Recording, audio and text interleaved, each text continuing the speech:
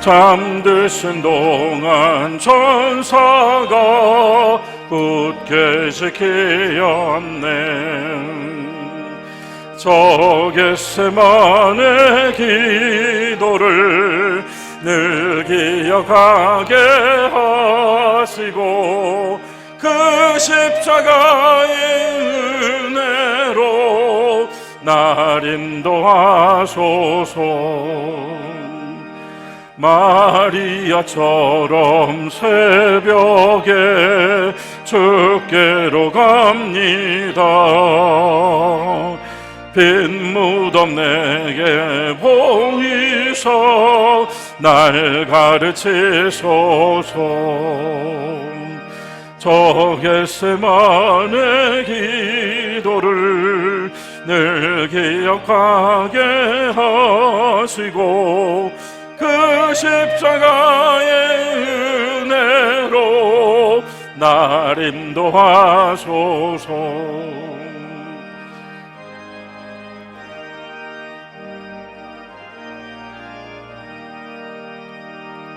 고난의 잔을 날 위해 다 마셨나이다. 나 항상 나의 십자가 감당케 하소서. 저 겟세마네 기도를 늘 기억하게 하시고 그 십자가의 은혜로 날 인도하소서. 아멘.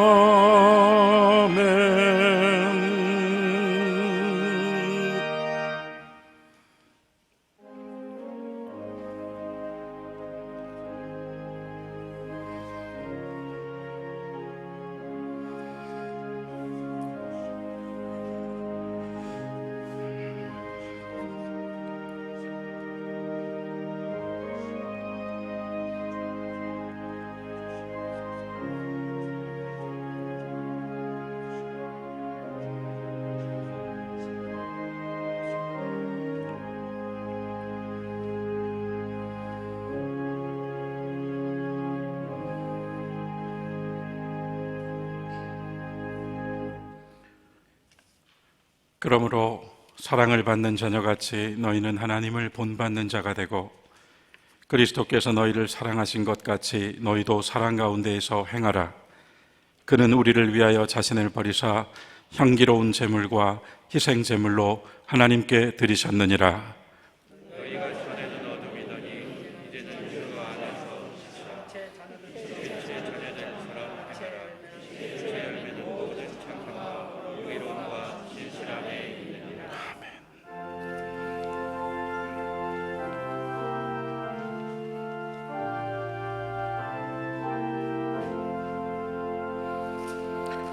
온 세상 만물 가져도 주내 못 다가겠네.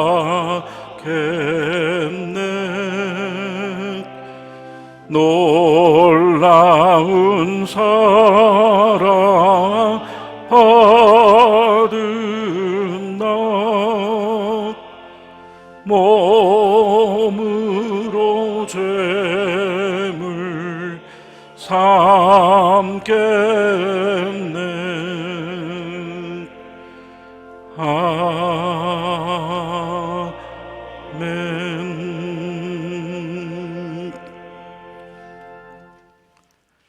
침묵으로 한 주간 우리의 죄와 허물을 하나님께 고백합시다.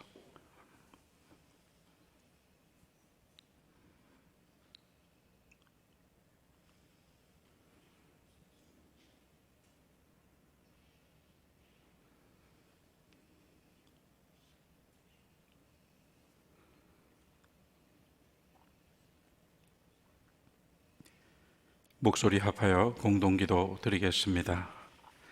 주님, 이 시간 함께 모일 수 있게 해 주심에 감사드립니다. 이제 우리는 주님을 부릅니다. 마음을 좌우하던 모든 것을 주님 앞에 내려놓습니다. 세계와 인류 구원의 복음을 함께 듣습니다. 그리고 주님께 영광을 돌립니다. 우리를 깨우시며 젊은이들을 일으키시고 주님의 빛을 우리 모두에게 비추소서. 각 사람에게 말씀하시어 각자에게 필요하고 도움이 되는 그 말씀을 듣게 하소서. 주의 말씀으로 그들과 우리를 붙들어 주소서. 위선과 잘못, 혼란과 절망으로부터 우리를 지키소서. 참된 지혜와 소망, 분명한 증거와 기쁜 마음을 얻게 하소서. 주 예수 그리스도의 이름으로 기도드립니다. 아멘.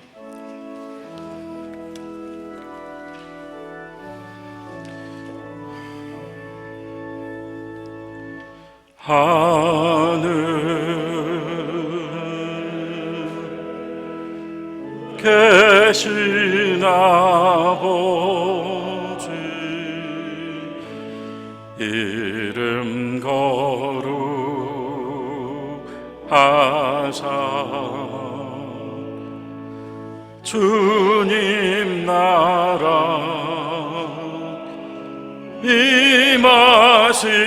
임하시고 뜻이 이루어지다.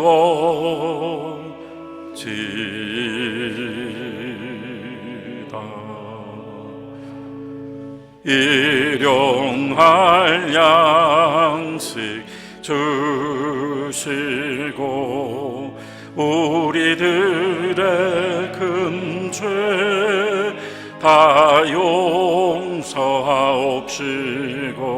또 시험에 들게 마시고 악에서 구원하소서. 때게 주의 나라 주의 권세 주의 영광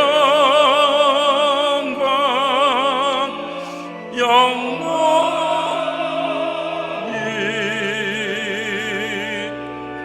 아멘.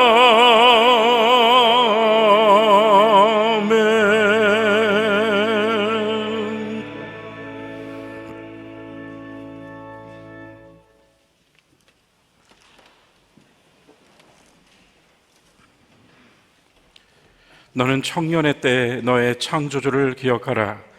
곧 곤고한 날이 이르기 전에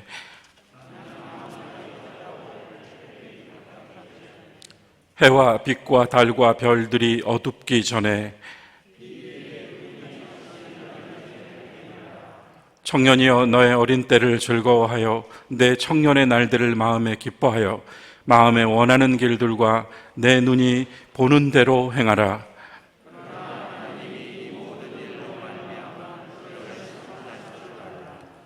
여호와를 경외하는 것이 지식의 근본이거늘 청년이 무엇으로 그의 행실을 깨끗하게 하리이까? 또한 너는 청년의 정욕을 피하고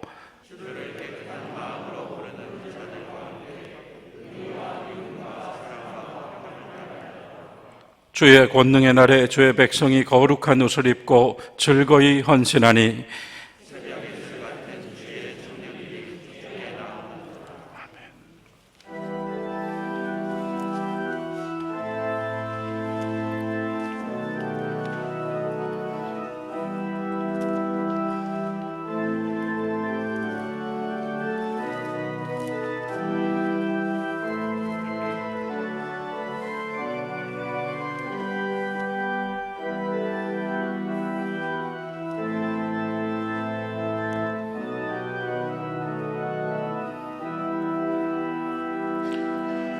죽기까지 사랑하신 주 그보다 더 큰 사랑 없네. 내가 너희들에게 새 계명을 주노니 나 너희들을 사랑하듯 서로 사랑하라. 죽기까지 사랑하신 주, 그보다 더 큰 사랑 없네. 네가 나를 따르면 나의 친구 되리니, 나 너희들을 사랑하듯 서로 사랑하라. 죽기까지 사랑하신 주, 그보다 더 큰 사랑 없네. 주님 먼저 우리를 진정 사랑하셨네. 나 너희들을 사랑하듯 서로 사랑하라. 죽기까지 사랑한 주, 그보다 더 큰 사랑 없네. 네가 사랑함으로 나의 계명 지키라. 나 너희들을 사랑하듯 서로 사랑하라. 죽기까지 사랑하신 주, 그보다 더 큰 사랑 없네.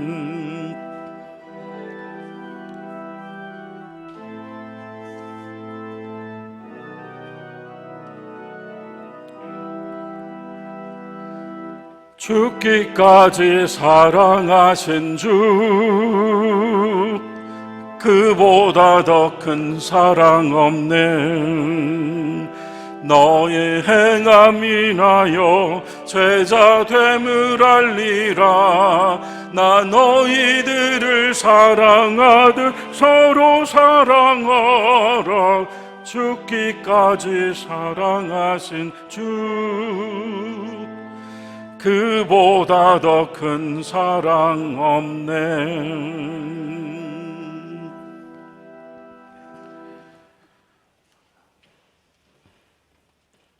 전능하신 하나님, 사순절 기간을 보내며 오늘은 청년주일로 함께 예배를 드립니다.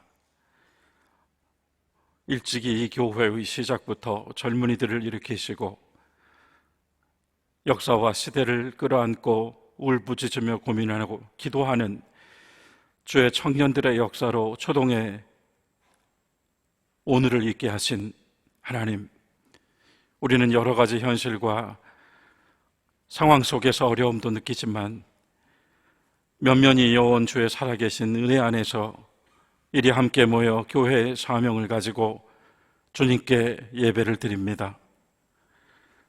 특별히 원근 각처에서 코로나로 힘든 이때에 교회를 사랑하고 주님의 존전을 바라보며 나온 성도들과 곳곳에 흩어져 있지만 각각의 자리에서 하나님을 바라보고 예배드리는 모든 초동의 식구들을 위하여 이 시간 기도합니다.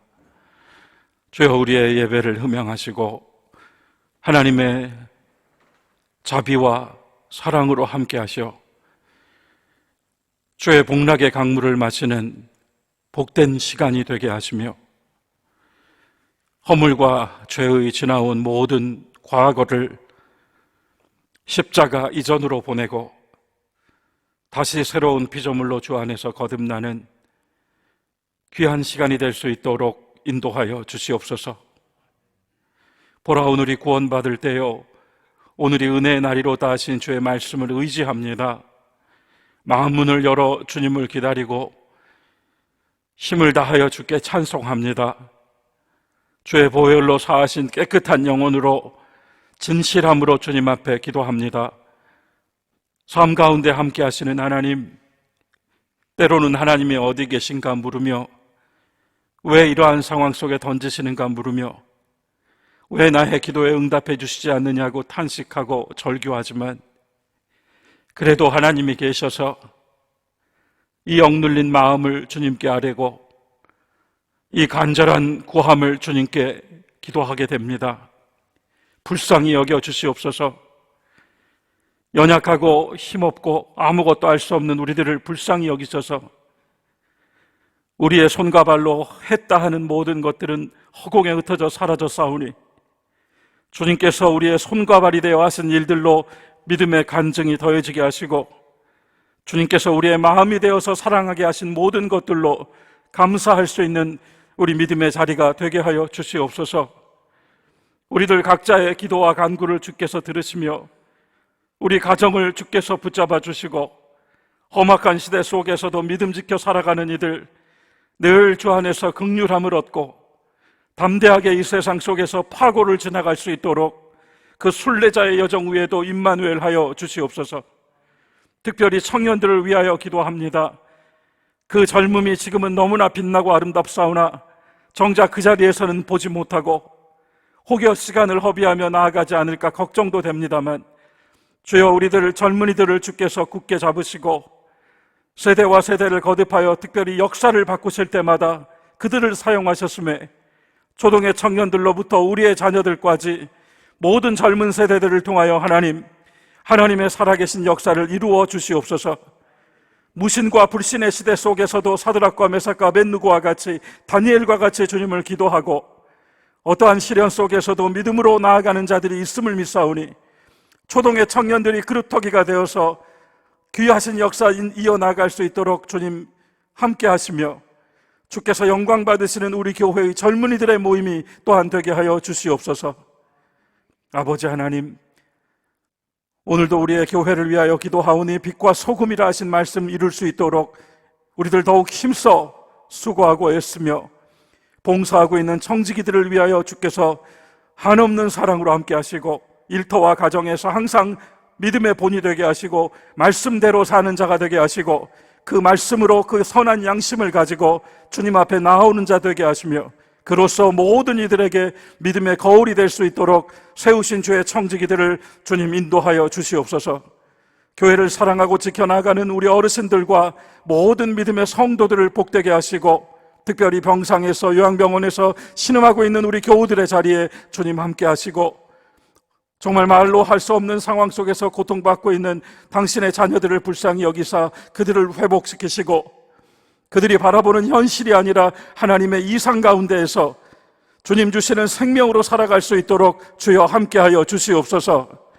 오늘도 이 예배 시종을 주님께 맡깁니다. 하나님 친히 인도하시고 성령께서 주장하시며 우리의 찬송 가운데 기쁜 소리가 온 땅에 울려 퍼지고 우리들 다시 또 세상으로 나아가야 하오니 어디를 가든지 주님 우리를 도우시고 지켜주시며 항상 주 안에서 찬송하며 동행하는 자들이 되게 하여 주시옵소서.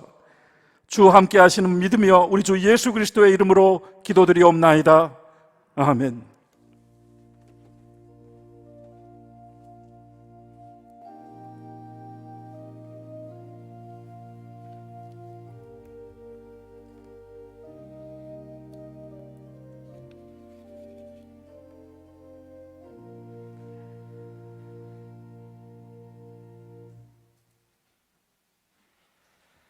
사순절 넷째 주일 청년주일 오늘의 구약 말씀은 시편 110장 1절부터 7절까지의 말씀입니다. 여호와께서 내 주에게 말씀하시기를 내가 내 원수들로 내 발판이 되게 하기까지 너는 내 오른쪽에 앉아 있으라 하셨도다. 여호와께서 시온에서부터 주의 권능의 귤을 내보내시리니 주는 원수들 중에서 다스리소서. 주의 권능의 날에 주의 백성이 거룩한 옷을 입고 즐거이 헌신하니 새벽 이슬 같은 주의 청년들이 주께 나오는도다. 여호와는 맹세하고 변하지 아니하시리라 이르시기를 너는 멜기세덱의 서열을 따라 영원한 제사장이라 하셨도다. 주의 오른쪽에 계신 주께서 그의 노하시는 날에 왕들을 쳐서 깨뜨리실 것이라. 뭇 나라를 심판하여 시체로 가득하게 하시고 여러 나라의 머리를 쳐서 깨뜨리시며 길가의 시냇물을 마심으로 그의 머리를 드시리로다. 구약의 말씀입니다. 아멘.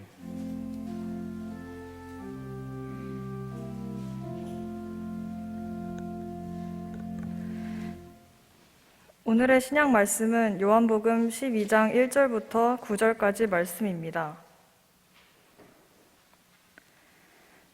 6월절 엿새 전에 예수께서 베다니아에 이르시니 이곳은 예수께서 죽은 자 가운데서 살리신 나사로가 있는 곳이라.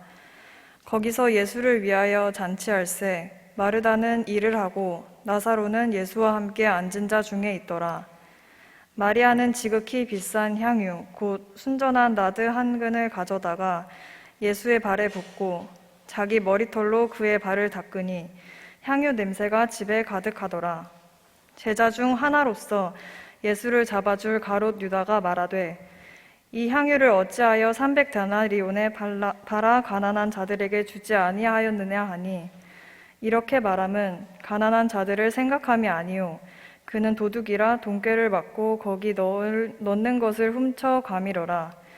예수께서 이르시되 그를 가만두어 나의 장래할 날을 위하여 그것을 간직하게 하라. 가난한 자들은 항상 너희와 함께 있거니와 나는 항상 있지 아니하리라 하시니라. 유대인의 큰 무리가 예수께서 여기 계신 줄 알고 오니 이는 예수만 보기 위함이 아니요 죽은 자 가운데서 살리신 나사로도 보려 함이로라. 주님의 말씀입니다. 아멘.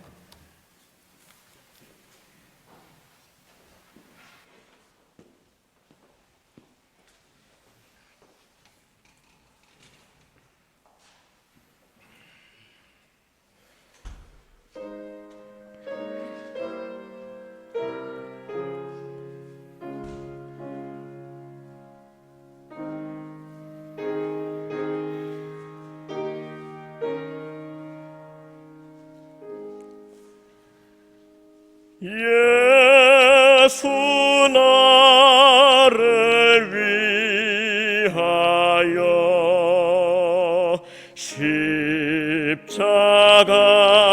십자가를 질 때 세상 죄를 지시고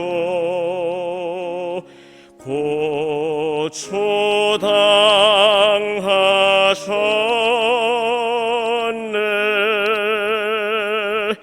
예수여 예수여 나의 죄 위하여 보배 피를 흘리니 죄인 받으소서.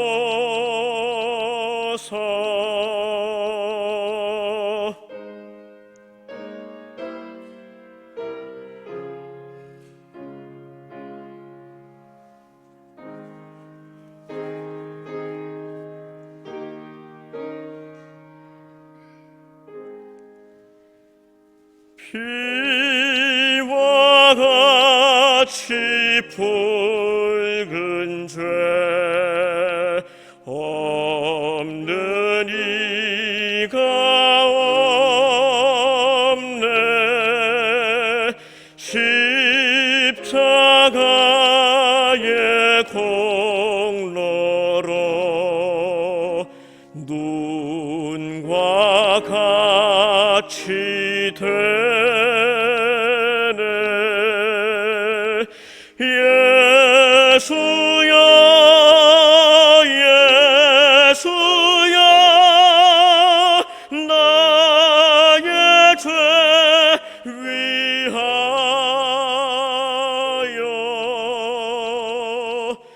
보배 피를 흘리니 죄인 받으소서.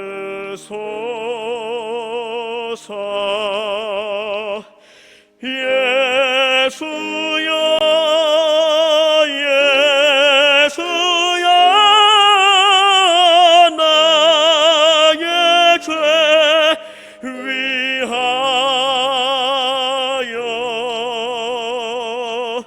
보배 피를 흘리니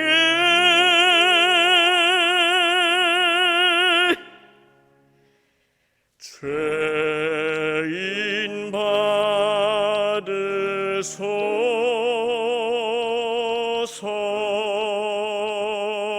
아멘.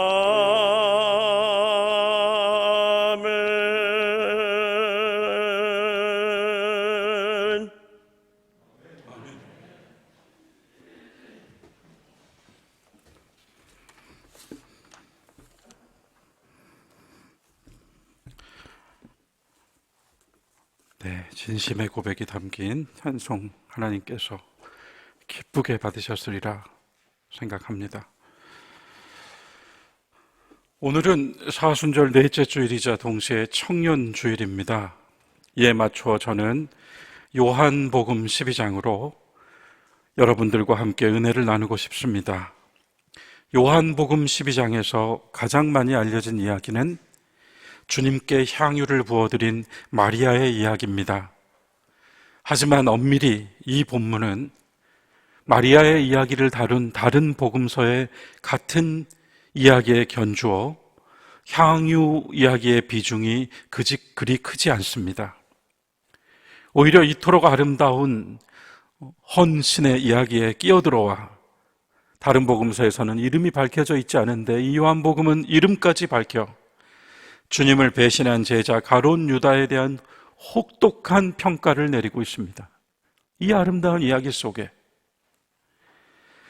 제가 종종 강조했던 것으로 기억합니다마는 이 본문에서 우리가 첫 번째로 주목할 것은 베다니라고 하는 지명입니다. 베단이라는 이름은 주님 당시의 통용어였던, 예수님도 그 언어를 사용하셨던 아람어에서 유래하는데요, 베트아니아라고 두 개의 단어가 합성되어서 베다니라고 이제 우리말로 번역되어 불립니다. 그 뜻은 대추나무 열매의 집, 감람나무 열매의 집, 이런 뜻이 직역으로 됩니다만은 당시의 사람들이 베트아니아라고 하는 말을 들었을 때 그 뜻은, 그 본뜻은 가난한 사람들의 집, 고난당하는 사람들의 집이라는 뜻으로 통용되었습니다. 베다니는 예루살렘 남서쪽의 작은 마을입니다. 성경에서 많이 주목받는 지명이 아닙니다. 또 다른 이야기로 이 베다니 스토리 중에 하나는 문둥병자 시몬이 주님께 고침을 받았다는 그곳이 또한 베다니이고, 시몬이 나음을 입고 너무나도 기뻐서 잔치를 벌이고 예수님을 초대하였으며 그곳에 바리새인도 함께 있었다는 기록이 나옵니다. 우리가 잘 아는 예루살렘이라는 뜻은 평화의 도성이고 거룩한 성입니다. 성전이 세워진 장소로 그 의미와 가치는 이루 말할 수 없다는 사실에 비추어서 베다니, 이 이름은 너무나 초라해집니다. 그러나 우리가 기억해야 될 것, 예수님의 공생의 전체는 항상 모든 것을 새롭게 하십니다. 베다니는 예수님에 의해서 완전히 새롭게 조명되는 장소가 됩니다. 예루살렘으로 오시면서, 그리고 예루살렘에 들어오시고 나서도 주님은 밤에는 베다니에 거주하셨습니다. 낮에는 예루살렘에서 여러 일을 행하시고 논쟁하고 가르치셨지만 밤이 되면 베다니로 오셨습니다. 다시 말하여 주님이 머물고 거주하시는 장소로서 베다니입니다. 예루살렘이 유대 땅에서 유대인들에게 하나님의 집, 하나님께서 거주하시는 장소라고 신성시 되었던 것을 감안할 때 예수님은 베다니에 거주하시는 분으로서 이 예루살렘과 대비되어 아주 특별해지는 것이죠. 그럼 베다니가 어떤 면에서 더욱 우리의 주목을 받아야 되는가?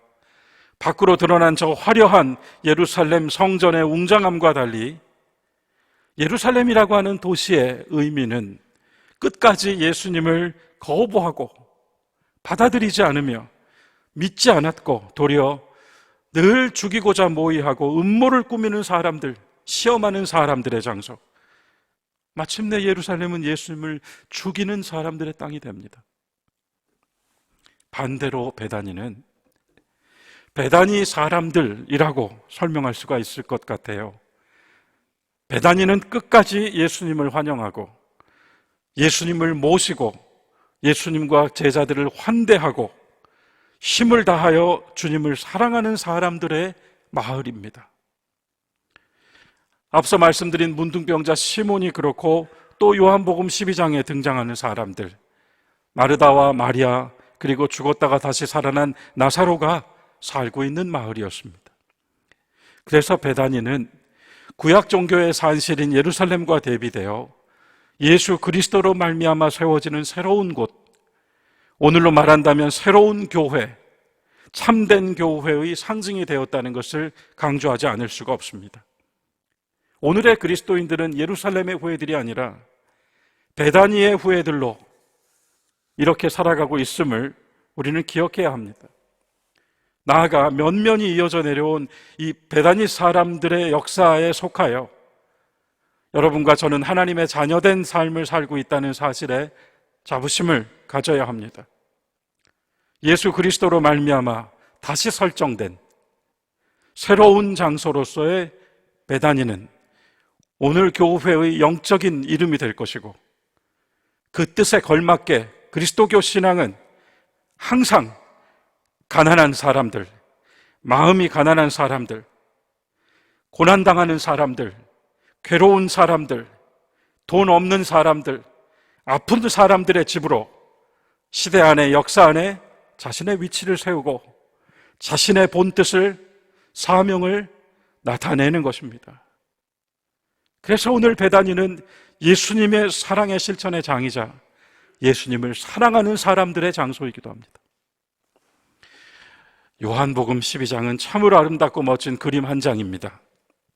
앞선 11장이 무덤에서 걸어 나오는 나사로, 그리고 예수께서 그 나사로를 보시면서 이제 풀어주어서 다니게 하라, 그 말씀으로 대단원을 이루었다면 12장은 이 놀라운 사건으로 인하여서 온 세상이 시끌벅적해졌고, 오히려 그 주인공 나사로와 자매들이 살고 있는 이 베다니는 그 시끌벅적하고 소문이 가득한 그 상황 속에서도 너무나 평화롭고 한가로워 보입니다. 사람들이 떠들썩했을 뿐 아니라 이 일이 있고 나서, 나사로의 사건이 있고 나서 예루살렘에서는 오늘로 말한다면 국회라고 하겠죠. 정치와 종교가 일치되어 있던 때이니까요. 사내들인 공회가 소집되어 힘 있는 자, 지도자, 종교 성직자들이 다 모였습니다. 나사로가 다시 살아났으니 이를 어찌할까? 많은 사람들이 예수님을 믿고 따르니 이제 우리는 어찌할까? 그러면서 그들은 사내들인 공회에서 예수를 죽이자, 그 결정을 이 나사로 다시 살아난 사건 이후에 하게 됩니다. 본문을 보죠. 12장 1절, 6월절 엿새 전에 예수님께서 십자가에 달려 돌아가신 날로부터 6일 전, 그러니까요 바로 2주간이 예수께서 혹독한 순환을 당하시고 십자가에 못 박히고 창에 옆구리가 찔려 죽으신 그 주간입니다. 6월절 엿새 전에 예수께서 베다니에 이르시니 이곳은 예수께서 죽은 자 가운데 살리신 나사로가 있는 곳이라. 2절은 거기서 예수를 위하여 잔치할세. 다시 살아난 나사로가 좋아서 기뻐서 잔치하는 것도 아니고, 형제가 다시 돌아왔기 때문에 행복한 마르다와 마리아를 위한 것도 아니고, 이 본문은 정확하게 규정합니다. 그 잔치는 예수를 위하여 잔치할세. 늘 말하지만 우리의 예배는 주님께 영광이 되는 자리이고 우리는 주님께 영광을 돌리고 있는 것입니다. 그 다음 말씀은 이렇습니다. 마르다는 일을 하고 나사로는 거기 예수와 함께 앉은 자중에 있더라. 마리아는 지극히 비싼 향유 곧 순전한 나드 한 근을 가져다가 예수의 발에 붓고 자신의 머리털로 그의 발을 닦으니 향유 냄새가 집안에 가득하더라. 다른 복음서에서는 예수님을 모시고 대접하는 것으로 인하여서 마르다가 큰 결례를 주님께 행하고 마치 마르다가 뭔가 그 일 때문에 잘못한 것처럼 그렇게 비춰지는 이야기가 있습니다만, 여기 요한복음 12장은 마르다를 그렇게 보지 않습니다. 제가 첫 번째로 베다니라는 장소를 주목하자고 말씀드렸고, 이 두 번째로 베다니 사람들을 주목하자고 말씀드립니다. 이들은 각각으로 자신이 할 수 있는 것으로 예수님을 섬기고 예수님과 함께하고 힘을 다하여 내가 주님을 사랑하는 그 사랑을 행위로 옮깁니다. 마르다는 일을 했다고 합니다. 그러나 마르다는 분명 그 속에서 누군가는 해야 할 일을 그가 한 것이죠.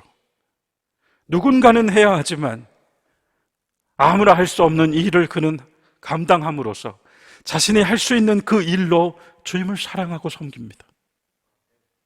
나사로요. 나사로는 얼마나 할 말이 많은 사람이에요. 다시 살아났다니요. 그러나 나사로는 여기서 어떻게 묘사되고 있습니까? 나사로는 예수님 곁에 앉은 사람들 중에 한 사람으로 있더라.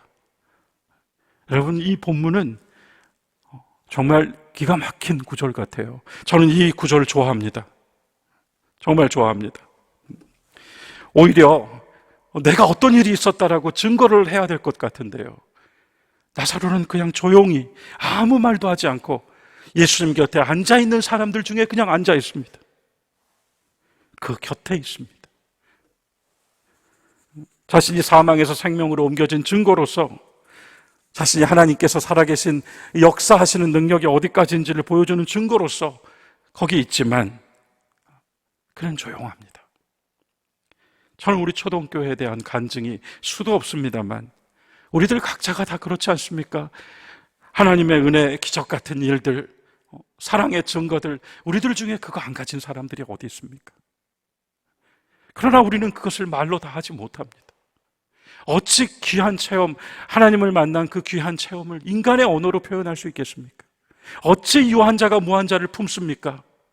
유한한 존재가 어떻게 무한한 자에 대하여서 말할 수 있습니까? 실은 우리의 언어와 논리체계 안으로 어떻게 하나님이 들어올 수 있습니까?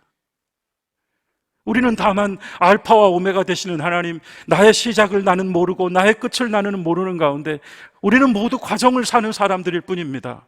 그래서 유한한 우리는 항상 이렇게 고백하죠. 우리는 다른 사람들처럼 이것이 운명이다, 행운이다, 우연이다, 필연이다 이렇게 말하지 않습니다. 유한한 나는 무한하신 하나님 안에 속하여 있을 뿐입니다. 그렇기 때문에 영혼이 가능한 겁니다. 그렇기 때문에 영생이 가능한 겁니다, 여러분. 유한한 나는 무한하신 분 안에서 살아가는 과정에 서 있습니다. 나사로는 곁에 있을 뿐입니다. 주님 곁에 앉아 있는 것만으로도 그는 이미 증거입니다. 나사로의 이야기는 여기까지. 그리고 마리아가 나옵니다. 마리아는요, 보통 사람들은 구할 수도 없는 진귀한 나드 향유를 가져다가 주님에게 부어드렸다. 그리고 성경에서 늘 묘사되는 대로 여성의 아름다움, 여성의 존재의 가치를 나타내는 상징인 그 머리털로 예수님의 발을 닦아드렸다. 이렇게 기록합니다. 가룟 유다의 눈에는 그것이 허비로 보였고, 가룟 유다의 눈에 그것이 가난한 사람들을 도와줄 수 있는 자금으로 보였지만, 마리아에게 그 진귀한 것은 결코 허비나 돈으로 보이지 않았습니다. 이것은 내가 주님을 사랑하는 사랑으로 보였습니다. 이 세 사람이요, 마르다는 일을 하고 나사로는 주님과 함께 앉아있는 사람들 곁에 앉아있고 마리아는 향유를 부어드려 주님을 사랑한 이 세 사람을 모두 저는 베다니의 사람들이라고 부릅니다. 그리고 우리는 모두 베다니의 사람들이 되어서 지금 이렇게 있습니다. 여러분, 우리들 각자 하는 일이 다르지만, 우리들이 주님을 사랑하는 방법도 다르지만, 우리는 모두 이와 같이 주님을 사랑하며 그 무한하신 품 안에서 쉬고 있는 것입니다. 파도가 몰아치고 세찬 바람이 불며 견딜 수 없는 고통이 우리의 뼛속까지 파고들지만, 그러나 우리는 그럼에도 불구하고 운명을 이야기하지 않고 우연을 이야기하지 않으며 다만 하나님 품 안에서 늘 이와 같이 살고 있습니다.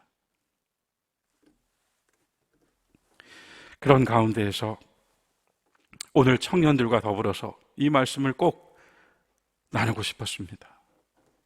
주님을 사랑한다면 베다니의 사람들처럼이라고 제목하고 싶습니다. 어찌 사랑을 이것도 사랑하고 저것도 사랑하며 사랑한다 말하겠습니까? 그 모든 사랑 중에 하나가 된다면 그것이 어찌 진정한 사랑이겠습니까? 세상의 모든 일들이 적당이라고 하는 말로 충분히 설명되지만 사랑만큼은 적당히 한다는 말이 통하지 않습니다. 주님을 사랑함에 있어서는 열정적으로 내 힘을 다하여 사랑하는 그 속에서 우리는 어떤 유익을 얻을까요? 제가 작년에 이 이야기를 한번 들려드렸습니다만 오늘 다시 한번 전하고 싶습니다. 동료 목회자의 아내가 세상을 떠났다는 소식을 듣고 대전에 갔습니다. 하루 종일 목회 일정에 쫓기다가 일과 후에 저녁 시간을 내어서 대전으로 가려고 하니 몸도 마음도 너무 피곤해서 한숨이 나왔습니다. 그러나 함께 동행한 목회자 부부와 함께 대전에 도착했습니다. 빈소를 찾으니 사람이 하나도 없습니다. 아직 살아가야 할 날이 한창으로 보이는 젊은 사모님의 웃는 모습이 영정 안에 있었습니다. 빈소를 지키는 친구 목회자는 금방이라도 쓰러질 듯 바짝 말라 왜소해 보였습니다. 그와 포옹한 뒤 자세히 보니 그가 주황색 넥타이를 메고 있습니다. 궁금했지만 그때는 물어볼 수 없었습니다. 조문을 마치고 잠깐 이야기를 나누는 시간에 비로소 그의 이야기를 들을 수 있었습니다.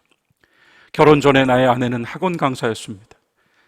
잠도 줄이고 노력하여서 마침내 결혼한 뒤 작은 학원 하나를 차리게 되었습니다. 그런데 그것이 화근이었습니다. 학원을 차리며 조그만 건물 하나를 빚을 내어 매입했는데 생각만큼 안 된 겁니다. 결국 빚을 갚지 못해 사채까지 쓰고 말았습니다. 자세한 사정은 다 모릅니다. 이때로부터 친구 목사는 함께 어려움을 이겨내기 위하여 낮에는 조그만 교회의 목회로 밤에는 다른 아르바이트로 생활전선에 뛰어들었습니다. 하나님 앞에 신도들 앞에 늘 죄송하고 부끄러운 마음을 끌어안고 밤에 트럭을 밤새 몰았습니다. 그러나 불행이 겹쳐 아내가 암이 걸렸습니다. 그가 직접 들려준 이야기. 왜 빈소에서 주황색 넥타이를 메고 있는가? 나는 아내를 사랑했고 하나님께서 주신 이 사람을 살리기 위하여 나는 안 해본 것이 없었다. 나는 이 사람을 살리기 위해 나 자신도 포기할 수 있었다. 그렇게 온 힘을 다하여 병간호와 살림을 도맡으면서도 나는 전혀 힘들지 않았다.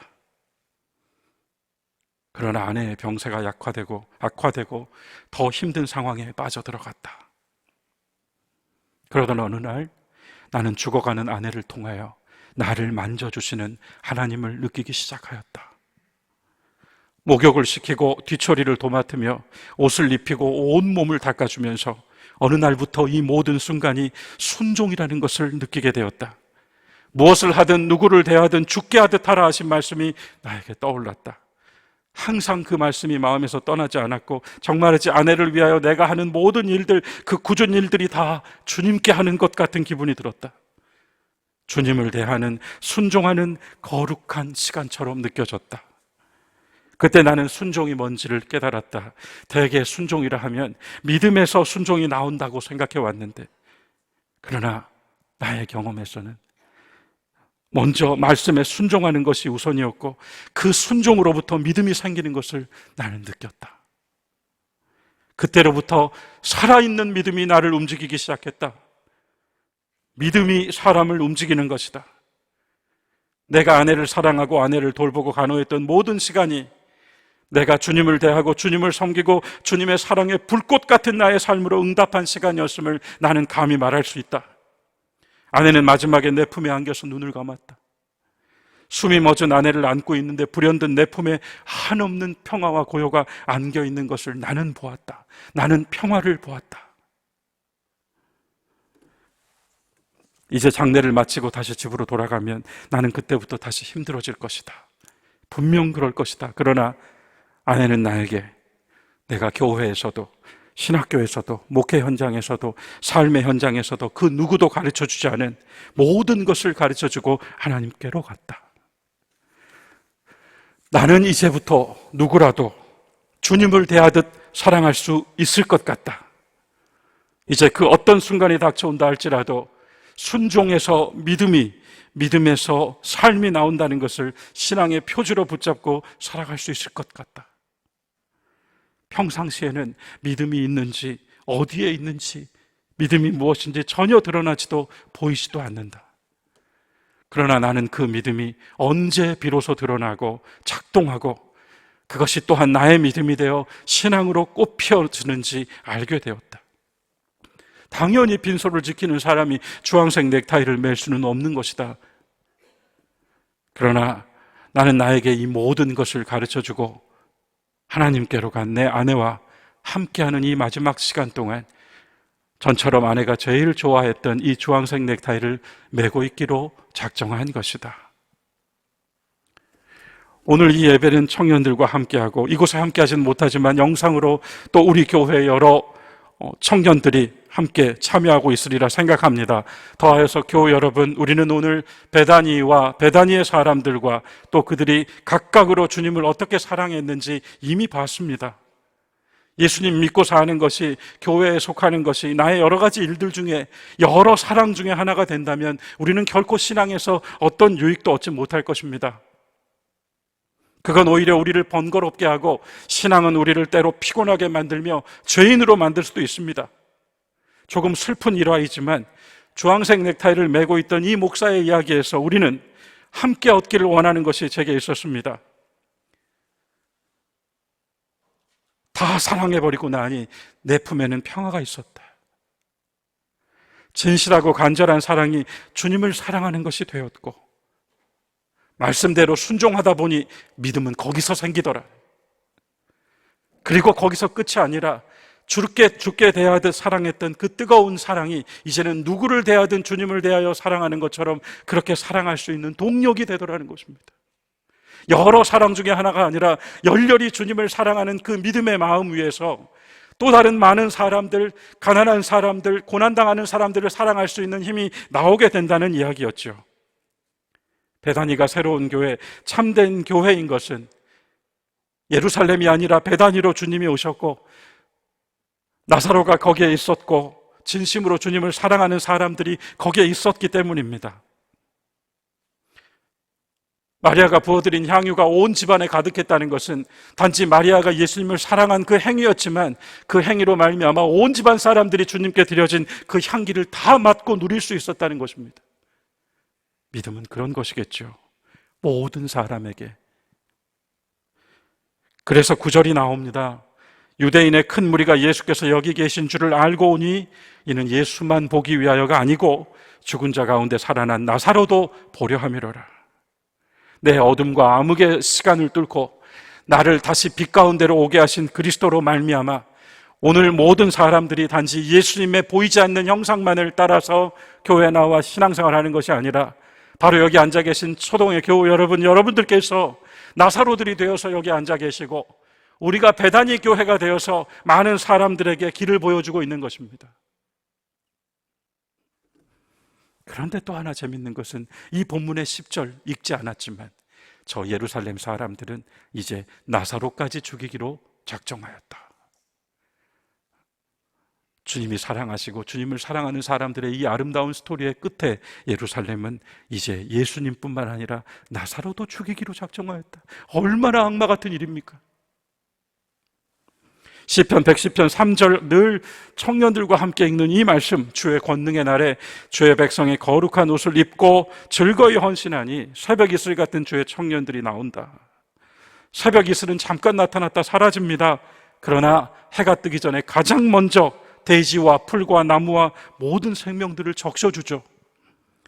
그래서 더욱 빛나는 아침을 열어갈 수 있도록 준비시켜주죠. 이슬은 그 자체로도 좋습니다만 떠오르는 태양을 기다리며 모든 생명에게 깨어나라고 해주는 것이 바로 이슬입니다. 주의 청년들이라고 했습니다. 이것은 단지 나이로만 이야기하는 것이 아닐 것입니다. 주님을 간절히 기다리며 그 기다림 속에서 빛을 희망하는 사람들에게 모든 생명을 일으켜 깨울 만한 그 생명의 적셔주심이 새벽 이슬같이 우리 가운데서 우리를 통하여 일한다는 말씀이겠죠. 해가 뜨면 이슬은 빛 속으로 들어갑니다. 그렇게 사라져버렸는가? 오늘 이 시편 110편은 굉장히 어렵잖아요. 이 시편 110편에서는 이 주의 청년들이 새벽 이슬같이를 빼놓고는 우리가 받아들이기 어려운 구절들이 많습니다. 원수들, 시체들. 하지만 이 말씀의 핵심은 그 모든 것들을 다 뒤로 하고 새벽 이슬로 일어났던 믿음의 사람들, 청년들의 헌신이 마침내 어떻게 되는가? 시편 110편 7절 말씀에 답이 있죠. 110편 7절 말씀은 이렇습니다. 길가에 시냇물을 마심으로 그의 머리를 드시리로다. 메시아가 길가에 시냇물을 마셔 목을 축이고 그분의 머리를 들어 나아가신다는 말씀으로 끝이 나요. 새벽 이슬 같은 청년의 헌신과 믿음의 헌신은 어디로 사라졌는가? 초동교회 75년 역사를 이어온 우리 권사님들, 우리 어른들의 헌신은 어디에 있는가? 거기에 대한 답이 될 수 있을 것 같아요. 이슬은 빛 속으로 사라졌지만 이제는 예수께서 가시는 길에 그분의 목을 축이는 시냇물이 되어 있다는 것입니다. 오늘 이 교회로부터 흘러나오는 생명과 은혜의 강물이 우리뿐만 아니라 우리 모두에게, 이웃들에게, 아픈 시대 속에 고난당하는 사람들에게 흘려보내지기를 구하며 우리는 교회를 지키고 있습니다. 간절히 주를 기다리는 새벽 이슬 같은 기다림과 주께서 목마름을 이기시는 해갈의 기쁨, 시냇물과 같은 교회와 우리 모두가 될 수 있기를, 사랑하는 믿음의 청년들, 우리 초동의 청년 여러분, 베다니의 사람들 같이 주님을 뜨겁게 사랑하면서 그 사랑으로 세상과 이웃들을 사랑할 수 있는 힘을 받아서 믿음의 길로 나아가시는 여러분들 되시기를 주의 이름으로 축원합니다. 우리 함께 사도신경으로 신앙 고백 드리겠습니다. 전능하사 천지를 만드신 하나님 아버지를 내가 믿사오며 그 외아들 우리 주 예수 그리스도를 믿사오니 이는 성령으로 잉태하사 동정녀 마리아에게 나시고 본디오 빌라도에게 고난을 받으사 십자가에 못 박혀 죽으시고 장사한 지 사흘 만에 죽은 자 가운데에서 다시 살아나시며 하늘에 오르사 전능하신 하나님 우편에 앉아 계시다가 소리로서 산 자와 죽은 자를 심판하러 오시리라. 성령을 믿사오며 거룩한 공회와 성도가 서로 교통하는 것과 죄를 사하여 주시는 것과 몸이 다시 사는 것과 영원히 사는 것을 믿사옵나이다. 아멘.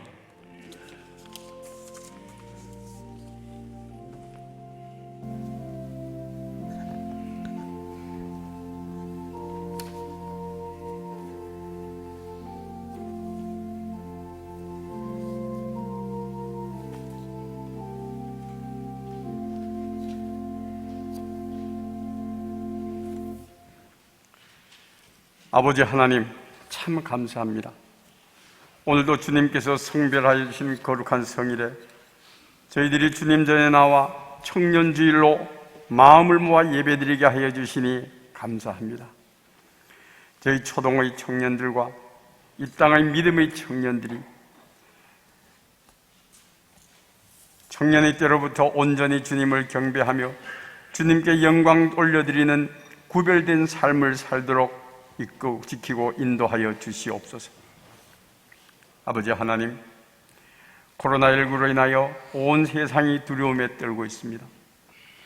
저 느부갓네살 왕의 명령이 엄중했지만은 왕의 명령보다는 우리 주님을 온전하게 섬겼던 사드락과 메삭과 아벳느고를 맹렬한 불길 속에서도 지켜주시고, 하나님, 선교의 여행길에서 무서운 독사에게 물린 바울을 아무 탈이 없게 보호하여 주신 하나님, 코로나19로 인하여 온 세상이 평안이 없고 불안한 나날이 계속되고 있지만은 주님의 성도들을 안전하게 지켜주시고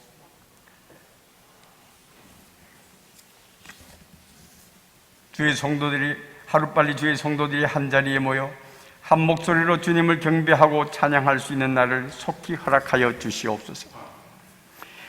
이 예배를 사모하지만은 함께하지 못하는 초동의 성도들을 주의 날개 아래 지켜주시고 저희들과 같은 은혜를 받으며 마음의 평안과 기쁨을 얻을 수 있도록 위로해 주시옵소서. 주님, 어려운 때에 이 땅과 교회를 위하여 간절히 주님께 기도드리는 손성호 목사님을 비롯한 모든 교역자들의 기도를 들어주시고 또한 이 어려운 재난을 거두어 주시기를 간구하는 모든 성도들의 간구를 들어주시사 초동교회를 주님께 칭찬받는 교회가 되게 하시고 주님의 영광 나타내는 교회가 되게 하여 주시옵소서. 오늘도 세우신 손성호 목사님을 통하여 귀한 생명의 말씀을 주시니 감사합니다. 주님의 사랑에 참마음으로 감사하며 저 베다니의 사람들처럼 저희들이 모든 것을 드려서 죽음도 두려워하지 않고 주의 일에 동참하는 저희들과 주의 청년들이 되게 이끌어 주시옵소서. 아버지 하나님, 어려운 때이지만 저희들로 하여금 주의 성전에 나와서 또 온라인으로도 정성을 모아 주님 사업을 위해 봉헌하게 하여 주시니 감사합니다.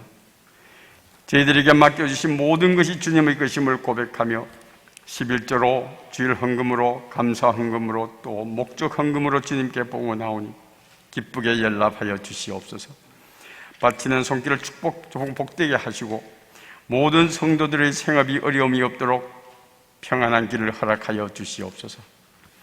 이 예물을 통하여 주의 영광이 드러나고 하나님 나라를 위하여 귀하게 쓸 수 있기를 간구하오며 언제나 우리를 지키고 보호하시는 주 예수 그리스도의 이름으로 기도드립니다. 아멘.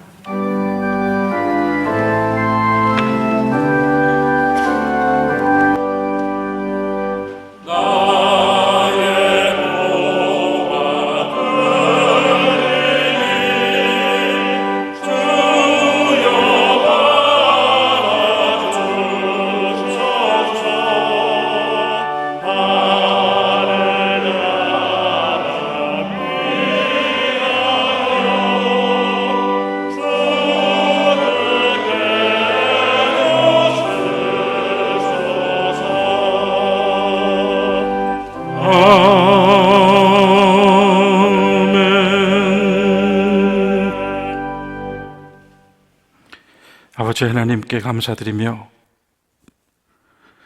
정성을 다하여 예물을 올립니다. 마리아의 향유와 같이 주께 드리오니 이것이 우리의 손에 있을 때는 혹 물질이었사오나 주님 안에 들어가 향기가 되고 또한 주님의 나라를 위하여 쓰이는 귀한 복음의 씨앗이 될 줄 믿습니다. 주일 헌금과 11조를 성별합니다. 일상 속에서 우리를 구별되이 여기시며 거룩한 성도로 살게 하시는 하나님, 그 삶 속에서도 항상 주의 도우심과 돌보심 가운데에서 채워주시는 주의 은혜를 맛보며 살아갈 수 있도록 주님 함께하여 주시옵소서. 범사에 감사하여 주께 드리오니 우리의 일상이 주와 동행하는 기쁨으로 찬송이 되게 하시며 기쁠 때나 슬플 때나 좋을 때나 어려울 때나 늘 주 품 안에서 살아가는 주님의 자녀들, 그 자녀들의 신앙의 간증들이 늘 넘치게 하여 주시옵소서. 군 전역에 감사드리며 주의 젊은이가 또한 그 가정이 주께 예물을 드립니다. 결심하고 다져진 몸과 마음으로 더욱 힘써 주님께서 부르시는 부르심에 합당히 살며 새벽 이슬 같은 젊은이들로 설 수 있도록 주여 인도하여 주시옵소서. 주님, 어려움 속에 큰 장례를 마치고 아픔을 가지고 다시 주님 앞에 조용히 머리를 숙입니다. 장례를 은혜 가운데 마치게 해주심에 감사하는 그 마음 위에 위로를 더하시고 이제 하늘과 땅으로 서로 이어져 소망 가운데 살아갈 수 있는 힘이 되어 주시옵소서. 초등학사에서 돌봐주신 사랑에 감사하며 이제 졸업함으로 주께 감사 올리는 주님의 딸을 기억하시고 세상에 나아가서도 항상 배운 대로 말씀대로 살아갈 수 있도록 도와주시옵소서. 부활절을 준비하며 여종이 주께 또한 드리오니 온 교우들과 더불어 부활의 기쁨을 나눌 수 있도록 성별하여 주시옵소서. 교회 엘리베이터 교체를 위하여 기꺼이 나누오니 한 마음으로 우리가 이 일을 진행하는 것이 하나님의 계획이신 줄 믿습니다. 몸된 교회가 견고하게 하옵소서. 아버지 하나님께 이 모든 감사를 올리며 주 예수 그리스도의 이름으로 기도드리옵나이다. 아멘.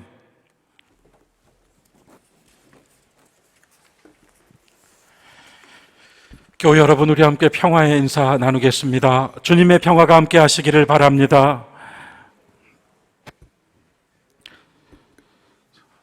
사순절 넷째 주일 총회가 제정한 청년주일, 오늘 제단 헌화는 고 양민 장로님 일주기를 추모하며 박계숙 권사님 가정에서 맡아주셨습니다.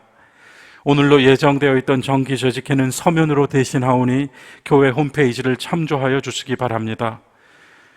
본당 방송 영상 시설 귀한 헌금과 또 함께 해주신 기도로 이렇게 잘 정리하고 또 마지막으로 자막기까지 교체하여서 오늘부터 교회는 실시간 예배를 드릴 수 있게 되었습니다. 지금 이 시간 가정에서 이 예배로 함께 참여하고 계시는 줄 압니다. 도우시고 함께 하신 교회 여러분들께 진심으로 감사드립니다. 아울러 엘리베이터 교체를 위하여 또한 함께 해주신 교우들께 감사드리고 계속적인 기도와 관심으로 우리 교회의 여러 부족한 것들이 다시 수리되고 보완되며 다음 시대를 준비하는 견고한 주님의 집으로 만들어 나아갈 수 있도록 기도해 주시기를 부탁드립니다. 돈이동 구역 오창호 성도께서 신촌 세브란스 병원에 입원해 계시고 김기원 신소정 집사 가정이 이사를 하였습니다. 여러분, 고 김영재 성도님께서 하나님 부름 받으셔서 2일에 부름 받으시고 4일에 장례를 마쳤습니다. 김권태 이태주 권사님의 차남입니다. 오늘 두 분 권사님 내외분과 아내 김영민 집사님 그리고 큰따님 성현 또 작은따님 성진은 오늘 학교 때문에 오지 못했습니다. 잠시 이 가족들 일어나실 때 조용히 목례로 위로의 인사를 나누도록 하겠습니다. 권사님 그리고 가족들 잠깐 일어나 주십시오. 다른 가족들도 형제들도 일어나 주시면 되겠습니다. 우리 조의 나누겠습니다. 하나님의 위로를 빕니다.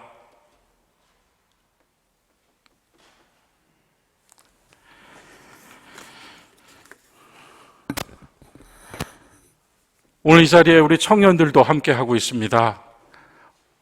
우리 청년들이 더욱 힘을 내어서 믿음으로 나아갈 수 있도록 격려해 주시고 또 칭찬해 주시고 요즘 같은 때 믿음 지키는 것이 쉽지 않지만 도리어 믿음은 우리가 지키는 것이 아니라 주께서 지키게 해주시는 것입니다. 우리 젊은이들이 새벽 이슬같이 빛날 수 있도록 늘 기도해 주시기를 부탁드립니다.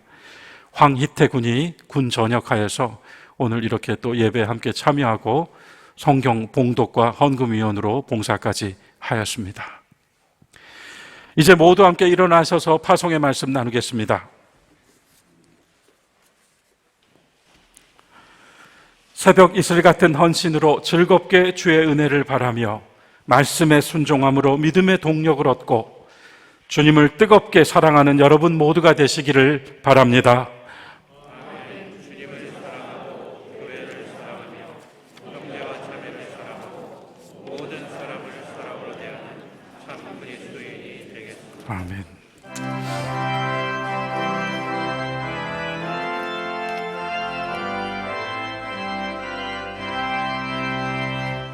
가슴마다 파도친다 우리들의 젊은이 눈동자에 어리운다 우리들의 푸른 꿈 주의 말씀 주의 행함 길과 진리 되시니 우리 평생 한결같이 주만 따라 살리라 하늘같이 높으르자 우리들의 젊은이 바다같이 넓고 깊자 우리들의 사랑이 우리들은 주의 자녀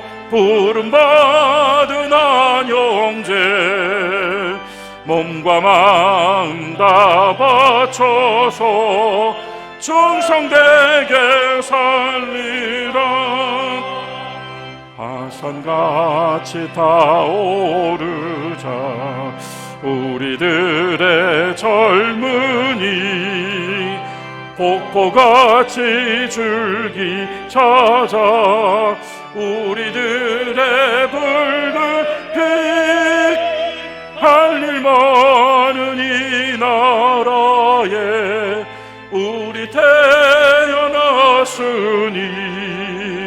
복음 들고 앞장서서 충성되게 일하자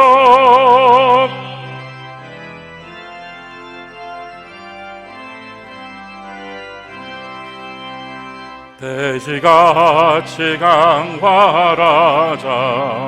우리들의 젊은이 산과 같이 우람하자 우리들의 기상이 십자가를 높이 들고 노래하며 나가자 하늘 뜻이 이 땅 위에 이루어질 때까지